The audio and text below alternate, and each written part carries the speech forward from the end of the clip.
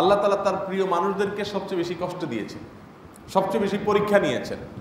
হাদিসে আসছে নবী আলাইহিস সালাম বলেছেন, আশাদ্দুন নাসি বালাআন আল আম্বিয়া, সবচেয়ে বেশি বিপদ আপদ মুসিবত হয়েছে যাদের জীবনে, তারা ছিলেন কারা? নবী রাসূলগণ।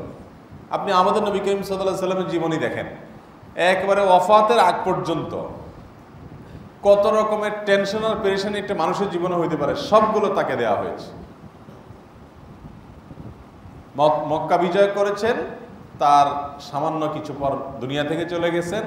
এর আগ পর্যন্ত একের পর এক মুসিবত। মক্কাতেও তাকে বিপদ আপদ সহ্য করতে হয়েছে, মদিনায় আসার পর তাকে শান্তিতে থাকতে দেওয়া হয় নাই, কিন্তু শেষ হাসিটা হেসে দুনিয়া থেকে চলে গেছে। ইমানদারের সান্ত্বনার জায়গাই হলো এটা, যে আল্লাহর নবী এবং আল্লাহর রাসূলগণের জীবনে যদি বিপদ আপদ আসতে পারে, আমি কি? অনেকে আছে দেখবেন ফাসেক, ফাজের, পাপিষ্ট, এদের জীবনে কোনো বিপদ আপদ আসে না। এটাকে আমি এক্সাম্পল দিয়ে ভাই বোঝানোর চেষ্টা করি যে ভর্তি হয় সে পড়াশোনার জন্য মারধর খায়, শাসনের মুখোমুখি হয়, পরীক্ষা দিতে হয়, কষ্ট সহ্য করতে হয়। আর যে ভর্তি হয় না, তার তো এগুলোর কিচ্ছু নেই, মাসাই নেই, তার আর বুধবার কি। যে আল্লাহর প্রতি ইমানই আনে নাই, বেঈমান, তার তো হিসাবের খাতাই নেই। খাতাই নেই বলতে তার ভালো আর মন্দের কি, তার তো টোটালি মন্দ, অতএব সে তো অনন্ত অসীমকালে জাহান্নামী হিসাবে যাচ্ছে।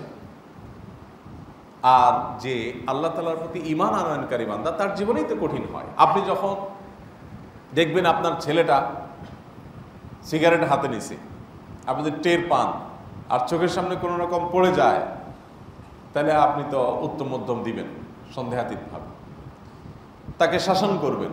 কিন্তু আপনার আশেপাশে চোখের সামনে কত ছেলে সিগারেট খাচ্ছে, আরও কত অন্যায় অনাচার করছে, আপনি দেখেও সেগুলাতে তেমন করে ইন্টারফেয়ার করবেন না। কেন করবেন না?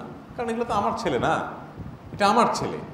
অতএব যেটাকে মানুষ নিজের হিসাবে অন করে, তার প্রতি যে মানসিকতা থাকে, অন্যদের প্রতি সেই মানসিকতা থাকে না।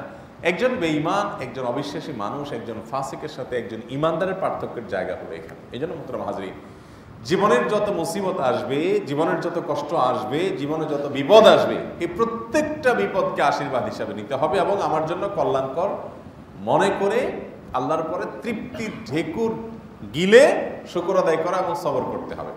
জান্নাত পুরাটাই হলো সবরের বিনিময়।